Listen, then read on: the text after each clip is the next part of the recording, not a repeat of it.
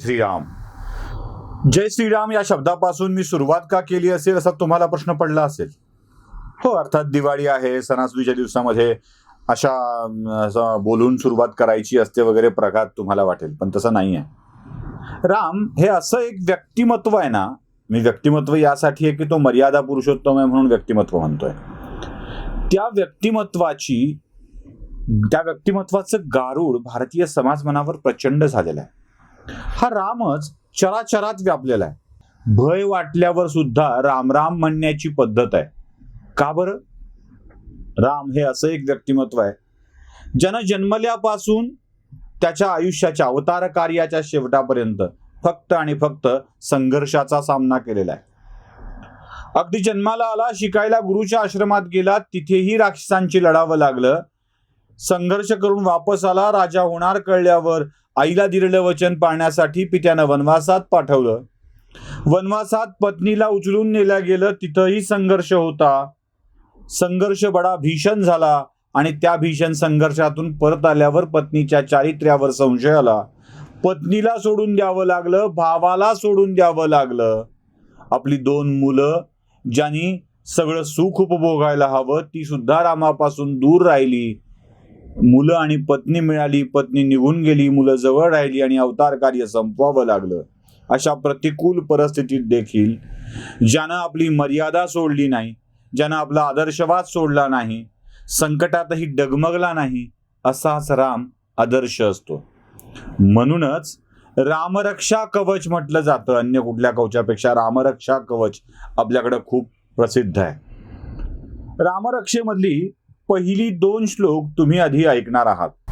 अस्य श्रीरामरक्षा स्तोत्रमन्त्रस्य बुधकौशिक ऋषिः श्री सीता रामचंद्रो देवता अनुष्टुपछन्दः सीताशक्तिः श्रीमद्धनुमानकीलकं श्रीरामचंद्र प्रीत्यर्थे जपे विनियोगः. अथ ध्यायेदाजानुबाहुं धृतशरधनुषं बद्धपद्मासनस्थं पीतं वासोवसानं नवकमलदलस्पर्धिनेत्रं प्रसन्नं वामाङ्कारूढसीता मुखकमलमिलल्लोचनं नीरदाभं नानालङ्कारदीप्तं ददतमुरुजटा मंडनम रामचंद्रम इति ध्यानम. आता या 2 श्लोकांच्या मध्ये तुमच्या लक्षात येईल की हे काय आहे हे स्पष्ट केलेलं आहे. बुधकौशिक ऋषींनी हे रामरक्षा कवच लिहिलेलं आहे. या कवचाची रचना, रामरक्षेची रचना ही अनुष्टुप छंदामधली आहे. म्हणजे एका चरणामध्ये 8 अक्षरं असतात. अशी ही 8 अक्षरांची असलेली एका चरणातली ही रचना आहे. तुम्हाला अशीच रचना आणखी एका ठिकाणी सापडेल मराठीमध्ये.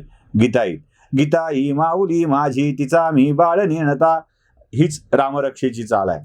अशीच रचना रामरक्षेची आहे. रचयिता बुधकौशिक आहे, छंद रचना अनुष्टुप आहे. या रामरक्षा कवचाची देवता सीता रामचंद्र आहे. नुसतं रामचंद्र नाही, सीता रामचंद्र आहे. याची शक्ती सीता आहे आणि याचं बलस्थान, याचा खांब, याचा आधारस्तंभ हनुमान आहे. यात रामाचं वर्णन केलेलं आहे. अजानुबाहू राम आहे, नुकत्याच उमललेल्या कमलदलाप्रमाणे दिसणारा राम आहे. तो मेघश्याम वर्णाचा आहे, पाणीदार डोळे आहेत. काय सुंदर वर्णन आहे त्या रामाचं. आणि त्या वर्णनानंतर ही या श्लोकाची रचना कशी आहे हे आपल्या लक्षात येतं. आणि नंतरची 3 श्लोक आहेत ती सुद्धा तुम्ही ऐका, ज्यात रामाचं महत्व विषद केलेलं आहे. आधी 3 श्लोक ऐका.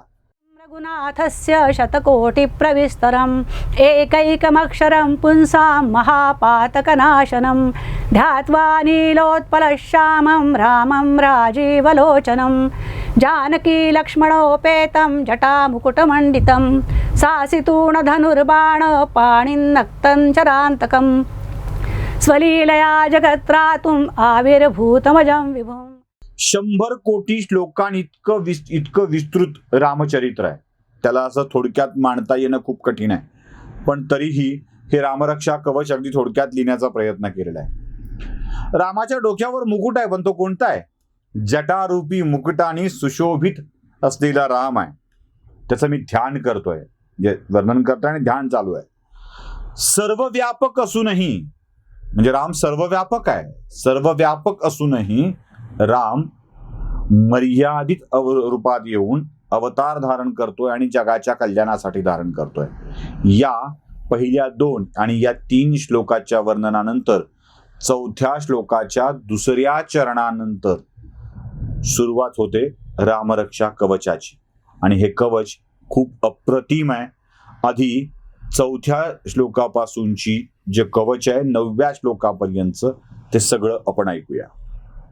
रामरक्षां पठेत् प्राज्ञः पापगनीं सर्वकामदां शिरो मे राघवः पातु भालं दशरथात्मजः कौसल्येयो दृशौ पातु विश्वामित्रप्रियश्रुति घ्राणं पातु मखत्राता मुखं सौमित्रिवत्सलः जिह्वां विद्यानिधिः पातु कण्ठं भरतवन्दितः स्कन्धो दिव्यायुधः पातु भुजौ भग्नेशकार्मुकः करौ सीतापतिः पातु हृदयं जामदग्निजित् मध्यं पातु खरध्वंसी नाभिं जाम्बवदाश्रयः सुग्रीवेशः कटिः पातु सक्थिनी हनुमत्प्रभु ऊरू रघुत्तमः पातु रक्षः कुलविनाशकृत् जानुनी सेतुकृत् पातु जङ्गे दशमुखान्तकः पादौ विभीषणः श्रीदः पातु रामोऽखिलं वपु.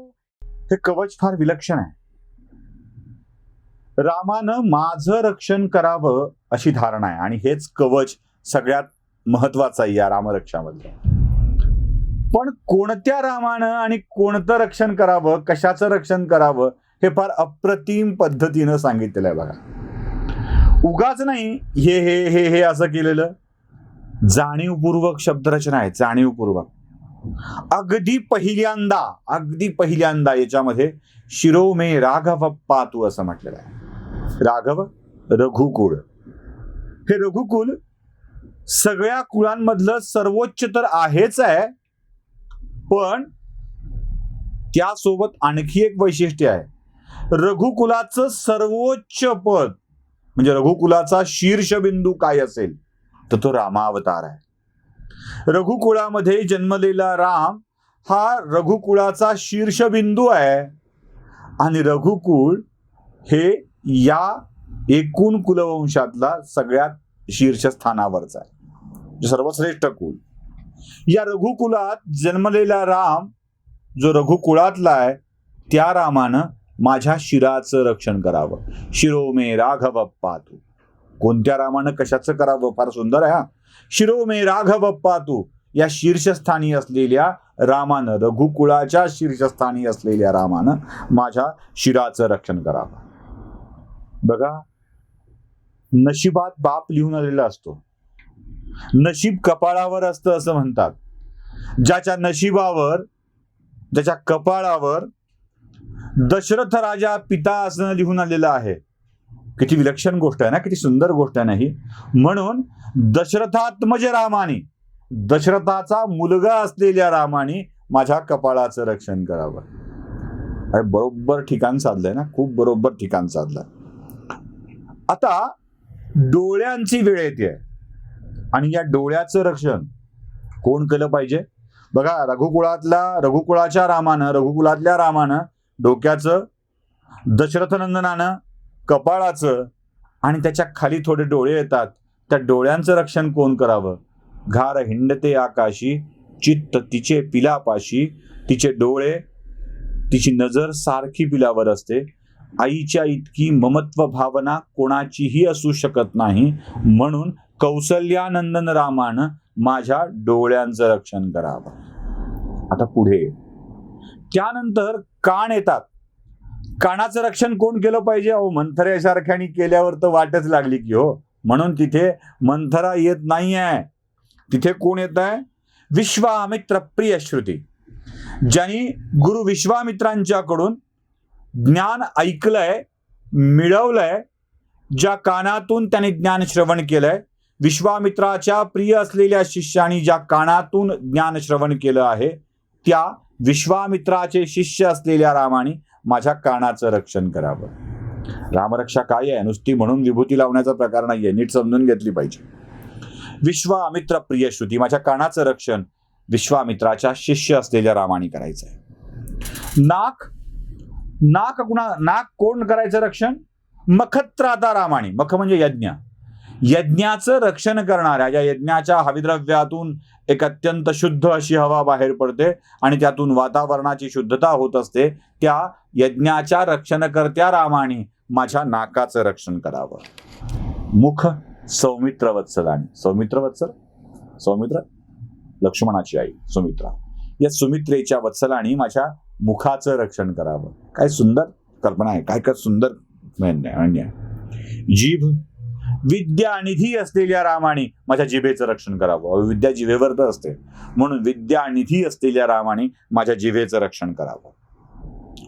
भरताचा वंदनीय भाऊ असलेल्या रामाने माझ्या कंठाचं रक्षण करावं. माझा कंठ भरताचा वंदनीय, या कंठातून जीवश्य, कंठश्य म्हणतो ना आपण, जीवासारखा कंठश्य, तशा भरताचा जीवश्य कंठश्य असलेल्या भावानी, वंदनीय असलेल्या भावानी माझ्या कंठाचं रक्षण करावं. दिव्य आयुध धारण करणाऱ्या, ज्याच्या भात्यामध्ये अनेक अनेक दिव्य आयुध आहेत, ते भात ज्या खांद्यावर असतं ना, त्या दिव्यायुध असलेल्या रामाने माझ्या खांद्यांचं रक्षण करावं. लुंग्या सुंग्यांचं काम नाही आहे खांद्यांचं रक्षण करणं, त्याला मोठी ताकद लागते. म्हणून दिव्यायुध असलेल्या रामाने माझ्या खांद्यांचं रक्षण करावं. शिवधनुष्य भंग करणाऱ्या, शिवधनुष्य भंग करणाऱ्या, तोडणाऱ्या रामाने माझ्या हाताचं रक्षण करावं. माझ्या कराचं रक्षण, हात हे बाहू झालं, माझ्या करांचं रक्षण कोण केलं पाहिजे? सीतापतीने केलं पाहिजे. कारण त्याच हाताने सीतापतींनी सीतेचा हात पकडलाय आणि आयुष्यभर सांभाळलाय. त्या सीतापतींनी माझ्या कराचं रक्षण करावं. जामदग्नीच्या पुत्राला, ऋषी जमदग्नीच्या पुत्राला म्हणजे परशुरामाला ज्याने जिंकलं, परशुराम प्रचंड कोपिष्ट क्रोधी ऋषी, त्या परशुरामालाही ज्याने आपल्या वाणीने जिंकलं, ज्यांचं हृदय त्यांनी जिंकलं, अवघड काम होतं ते. म्हणून परशुरामाचं हृदय जिंकणाऱ्या रामाने माझ्या हृदयाचं रक्षण करावं. सुंदर कल्पना. माझ्या मध्यभागाचं रक्षण खराचा विनाश करणाऱ्या रामाने केलं पाहिजे. माझ्या मध्यभागाचं रक्षण शरीराच्या खरं विध्वंस करणाऱ्या रक्षणाने केलं पाहिजे. आणि माझ्या नाभीचं रक्षण, बेंबीचं रक्षण हे जांबुवंतांची दैवत असलेल्या, आराध्य असलेल्या, जांबुवंतांना आश्रय देणाऱ्या रामाने केलं पाहिजे. कारण जांबुवंताला दिलेला आश्रय हा खूप छान कल्पना आहे, म्हणून तिथे माझ्या नाभीस्थळाशी संबंध येतो. म्हणून जांबुवंताच्या आश्रयदात्या रामाने माझ्या नाभीचं रक्षण केलं पाहिजे. कटी प्रदेशाचं रक्षण सुग्रीवाची देवता असलेल्या, सुग्रीवाचा मित्र असलेल्या रामाने करायचं. अहो, प्रत्येक जबाबदारी किती सुरेख आहे बघा. कटिस्थल हे शरीराचा महत्वाचा अवयव आणि त्याला सुग्रीवाच्या मित्र असलेल्या, सुग्रीवाच्या देवता असलेल्या रामाने करावं म्हटलंय. आता प्रश्न येतो जांघांचा. जांघा मजबूत तर सगळं मजबूत, म्हणून जांघांचं रक्षण हनुमंताच्या देवता असलेल्या रामाला करायला सांगायचं. हनुमत प्रियानी, हनुमंताच्या प्रिय असलेल्या रामाने माझ्या जांघांचं रक्षण करावं. माझ्या मांड्यांचं रक्षण राक्षस कुळाचा नाश करणाऱ्या रामाने करावं. माझ्या गुडघ्याचं रक्षण सेतुबंधन करणाऱ्या रामाने करावं. माझ्या पोटऱ्यांचं रक्षण रावणाचे हत्या करणाऱ्या रामाने करावं. तर माझ्या पायांचं रक्षण, ज्या पायाजवळच बिभीषण धन्य झाला, त्या बिभीषणाच्या देवता असलेल्या रामाने माझ्या पायाचं रक्षण करावं. काय कल्पना आहे बघा. रामाने ज्या ज्या लोकांचं रक्षण केलंय, ज्यांची देवता आहे, त्या सगळ्याचं स्मरण करून माझ्या अवयवाचं रक्षण करण्याची प्रार्थना या रामरक्षेमध्ये श्लोक क्रमांक 4 ते श्लोक क्रमांक 9 मध्ये केलेली आहे, जी आपण ऐकलंय. आता यानंतर जे काही येतं ते फलश्रुतीचा भाग येतं. ती फलश्रुती देखील आपण ऐकणार आहात. आणि या फलश्रुतीनंतर, म्हणजे ही फलश्रुती साधारणतः 10व्या श्लोकापर्यंत सुरू होते. 10 ते 17 या श्लोकापर्यंत फलश्रुती आहे.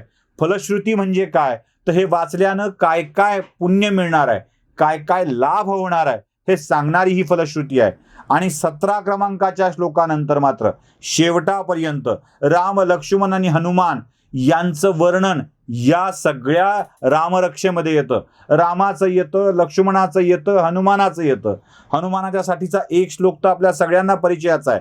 मनोजवम मारुतुल्य वेगम जितेंद्रियं बुद्धिमतां वरिष्ठं वातात्मजं वानरयूत मुख्यम श्रीरामदूतं शरणं प्रपद्ये. तिथे हनुमंतालाही शरण जावं लागतं, लक्ष्मणालाही वंदन करतो, सीतेचंही स्मरण करतो. या सगळ्यांचं स्मरण करून ही रामरक्षा म्हटली जाते. ही रामरक्षा म्हटल्यानंतर आमच्या संपूर्ण आयुष्याचं रक्षण करो अशी प्रार्थना आपण करत असतो. तीच प्रार्थना रोज संध्याकाळी करत जाऊया आणि रामाची आठवण ठेवूया. उरलेली रामरक्षा तुम्ही ऐकणार आहात आणि यातच तुम्हाला समजेल की ही रामरक्षा नेमकं काय आहे. आवडलं असेल तर फॉरवर्ड करा, शेअर करा, लाईक करा, सबस्क्राईब करा. धन्यवाद. जय श्रीराम. एतां रामबलोपेतां रक्षाम्यः सुकृती पठेत् सचिरायुः सुखी पुत्री विजयी विनयी भवेत्. पातालभूतलव्योमचारिणश्चद्मचारिणः न द्रष्टुमपि शक्तास्ते रक्षितं रामनामभिः. रामेति रामभद्रेति रामचन्द्रेति वा स्मरन् नरो न लिप्यते पापैर्भुक्तिं मुक्तिं च विन्दति. जगज्जैत्रेकमन्त्रेण रामनामनाभिरक्षितं यः कण्ठै धारयेत् तस्य करस्तः सर्वसिद्धयः. वज्रपञ्जरनामेदं यो रामकवचं स्मरेत् अव्याहताज्ञ सर्वत्र लभते जयमङ्गलम्. आदिष्टवान् यथा स्वप्ने राम रक्षामि मां हरः तथा लिखितवान् प्रातः प्रबुद्धो बुधकौशिकः. आरामः कल्पवृक्षाणां विरामः सकलापदाम् अभिरामस्त्रिलोकानां रामः श्रीमान् सनप्रभुः. तरुणौ रूपसम्पन्नौ सुकुमारौ महाबलौ पुण्डरीकविशालाक्षौ चिरकृष्णाजनाम्बरौ. फलमूलाशिनौ दान्तौ तापसौ ब्रह्मचारिणौ पुत्रौ दशरथस्यैतौ भ्रातरौ रामलक्ष्मणौ. शरण्यौ सर्वसत्त्वानां श्रेष्ठौ सर्वधनुष्मताम् रक्षकुलनिहन्तारौ त्रायेतान्नो रघुत्तमौ. आत्तसज्ज धनुषा विशुष्पुषा वक्षया शुगनिसङ्गसङ्गिनौ. रक्षणाय मम राम लक्ष्मणावग्रतः पति सदैव गच्छताम्. सन्नद्धः कवची खड्गी चापबाणधरो युवा गच्छन् मनोरथोऽस्माकं रामः पातु स लक्ष्मणः. रामो दाशरथी शूरौ लक्ष्मणानुचरो बली. काकुत्स्थः पुरुषः पूर्णः कौसल्येयो रघुत्तमः. वेदान्तवेद्ययज्ञेशः पुराणपुरुषोत्तमः. जानकीवल्लभः श्रीमान् अप्रमेयपराक्रमः. इत्येतानि जपेन्नित्यं मद्भक्तः श्रद्धयान्वितः. अश्वमेधादिकं पुण्यं सम्प्राप्नोति न संशयः. रामं दुर्वादलश्यामं पद्माक्षं पीतवाससं स्तुवन्ति नामभिर्दिव्यै न ते संसारिणो नरः. रामं लक्ष्मणपूर्वजं रघुवरं सीतापतिं सुन्दरं काकुत्स्थं करुणार्णवं गुणनिधिं विप्रप्रियं धार्मिकं राजेन्द्रं सत्यसन्धं दशरथतनयं श्यामलं शान्तमूर्तिं वन्दे लोकाभिरामं रघुकुलतिलकं राघवं रावणार्यं. रामाय रामभद्राय रामचन्द्राय वेधसे रघुनाथाय नाथाय सीतायाः पतये नमः. श्रीराम राम रघुनन्दन राम राम श्रीराम राम भरताग्रज राम राम श्रीराम राम रणकर्कश राम राम श्रीराम राम शरणं भव राम राम. श्रीरामचन्द्र चरणौ वचसा गृह्णामि श्रीरामचन्द्र चरणौ शिरसा नमामि. श्रीरामचन्द्र चरणौ शरणं प्रपद्ये. माता रामो मत्पिता रामचन्द्रः स्वामी रामो मत्सखा रामचन्द्रः. सर्वस्वं मे रामचन्द्रो दयालुर्नान्यं जाने नैव जाने न जाने. दक्षिणे लक्ष्मणो यस्य वामे तु जनकात्मजः. पुरतो मारुतिर्यस्य तं वन्दे रघुनन्दनं. लोकाभिरामं रणरङ्गधीरं राजीवनेत्रं रघुवंशनाथं. कारुण्यरूपं करुणाकरन्तं श्रीरामचन्द्रं शरणं प्रपद्ये. मनोजवं मारुततुल्यवेगं जितेन्द्रियं बुद्धिमतां वरिष्ठं वातात्मजवानरयूतमुख्यं श्रीरामदूतं शरणं प्रपद्ये. कूजन्तं राम रामेति मधुरं मधुराक्षरम् आरुह्य कविताशाखां वन्दे वाल्मीकिकोकिलम्. आपदामपहरतारं दातारं सर्वसम्पदां लोकाभिरामं श्रीरामं भूयो भूयो नमाम्यहं. भर्जनं भवबीजानाम् अर्जनं सुखसम्पदां तर्जनं यमदूतानां रामो राजमणिः सदा विजयते. रामं रमेशं भजे. रामेणाभिहता निशाचरचमू रामाय तस्मै नमः रामान्नास्ति परायणं परतरं रामस्य दासोऽस्म्यहं रामे चित्तलयः सदा भवतु मे भो राम मामुद्धर राम रामेति रामेति रमे रामे मनोरमे सहस्रनाम तत्तुल्यं रामनामवरानने इति श्री बुधकौशिकविरचितं श्रीरामरक्षास्तोत्रं सम्पूर्णम्।